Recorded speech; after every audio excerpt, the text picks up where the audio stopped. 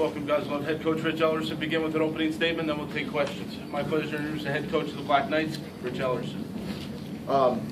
That gets away for the reason that any football game will get away. You turn the ball over against a good football team. You give up big plays on defense. You take some big hits in the penalty game. Against a good football team, don't be surprised if the score gets upside down.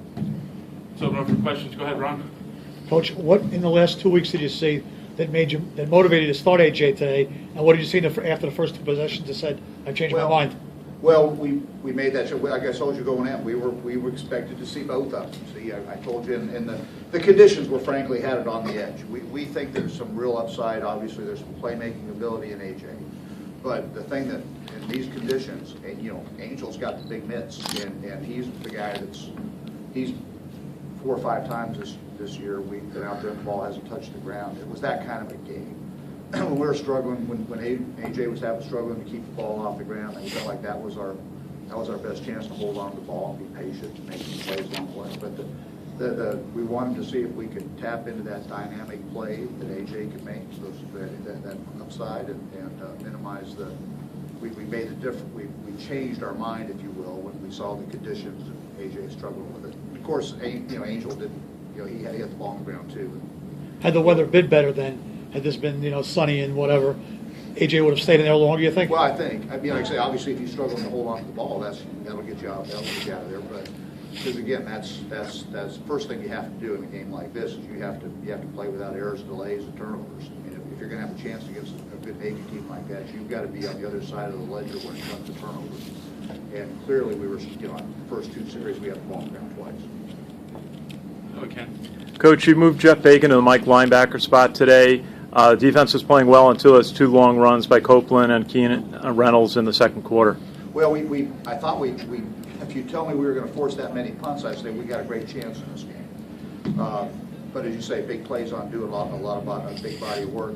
It was a chance to, with our safety situation, we went into that game healthy. But again, we just knew we don't have a lot of depth at the safety position, but with Thomas well and those guys back, we felt we could leverage what Hayden Pierce does really well, which is run the alley.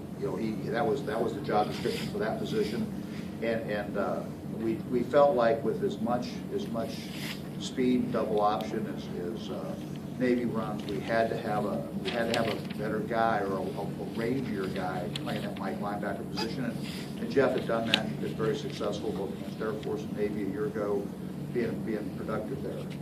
So that was the thought there. We just felt like we could get a little bit more athleticism on the back row there, because they make you run from side to side.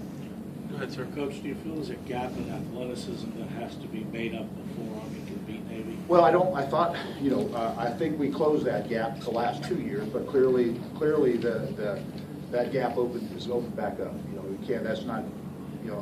I think the scores is out of whack as it is because of those things that make you. As I say, will get you in any football game. That's the turnover battle, big plays. But there's no doubt that this is a better Navy football team than we saw a year ago. I think I said that I think this is the best Navy football team we've seen since I've been here. And I felt like we closed the gap the last 2 years. You heard me say that it's a fair fight. Absolutely, but this year, you can't say that. Any other questions for Coach? Go ahead, Sal. Coach, can you describe locker room after the game and what you told them? Well, just from a football perspective, I said just that, guys. Just if you want to know why the scoreboard looks like that, that'll look like that in any football game. If you're penalized like that, if you give up big plays, if you turn the ball over and get none. I mean, they don't turn the ball over. Against a good football team, that's going to make it really hard. But more importantly, I told them that this before the game, I told them they paid this price. They've invested so much in this team. They've committed to one another.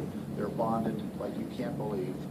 And when this terrible feeling we have in our stomach diminishes, what'll be left is these bonds that they forged with one another. And I told them how proud I am to have been a part of their journey, to have been part of what brought them together, what part of helped put their feet on the path that they've chosen. Because I couldn't be prouder of who those guys are and what they've taken on. Good, sir. Is the streak and not going to a bowl games, are the players maybe a little tight? It's hard to get them to play? You know, I think, no, I don't know if it was, I do think we're vulnerable to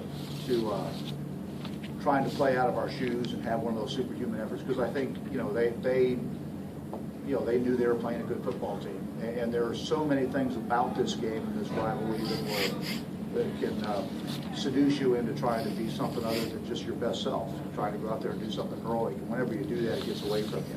I think the guys are reasonably on guard that. The guys are, they were competing well and playing. They were going to try and have some fun. And again, we make enough plays along the way defensively to make you think, hey, we can hang in there with these guys, but you got to eliminate those big plays. And offensively, we've got to find a way to, put more plays together without the penalties and turnovers. Say if you tell you're going to lose a turnover battle, was it 3-0? 2 fumbles lost, and an interception, right? That'll do it. That'll do it against a good football team. Sure, the Red Sweater? Coach, over the past 5 years, do you think you've done enough to come back and coach next year? Well, that's not my call, but that's, obviously, I think I can say in the body of work we've made some progress, but I wasn't brought in to make progress. I was brought in to win football games and beat Navy, and I've lost to our rival 5 times. So, we haven't had that conversation, but I'm a football coach. Kevin? How hard is it, Rich, in that respect, to think that this could possibly be your last Army game? There's a lot of things that need to be done with this program, and I know you put your heart and soul into it. Mm-hmm. Well, it's hard, but again, it's not about me, it's about those guys, and that's what I'm sick for right now. You know how proud I am of that football team. I love that football team. That's a great team, and that's a great senior class. And you can't imagine the feeling that they have for one another, what they put into that, and what they're committed to. And I want desperately for them to be able to have a better feeling in this today. And that's what's killing me. As I say, I know what the job description was, and it wasn't to get close. It was to get into the end zone. And we got into the end zone.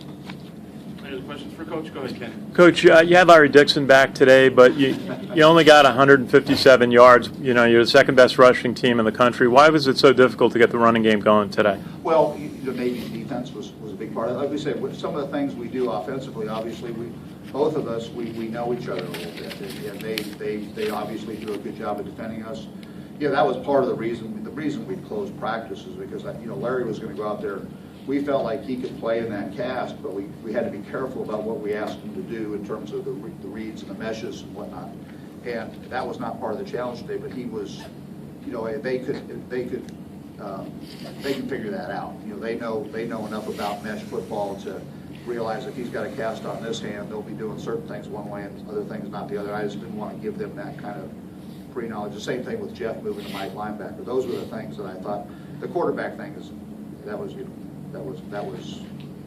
smokescreen. Last question. Go ahead, Ron. Coach, first to goal to 4, you ended up holding them with 3. At the time, did you think that could be? Yes. Yeah, that was getting that stop down there after we allowed that big play, because we were getting some stops. It felt like we would have. Obviously we're going to have to be able to score more points. We're going to have to be able to hold on to the football and be productive. But the fact that we could get them stopped down there, that's like I say, if you told me they were going to punt that many times, I'd tell them they punt. It felt like it was 6. Yes. Yeah, for 6. Those guys, you get about 8 possessions a half. Or 8 possessions for a game. You might get 4 a half. So that's, and we got a 4th down stop as today. So it's you're doing some good things there, but as I say, the turnovers and the big plays on you. They run out those big chunks. And it's not like those plays were running the same offense, we were running the same defense. It's just they got some guys where they got going, they were able to finish it, and that's hard. Great. Thank you, Coach.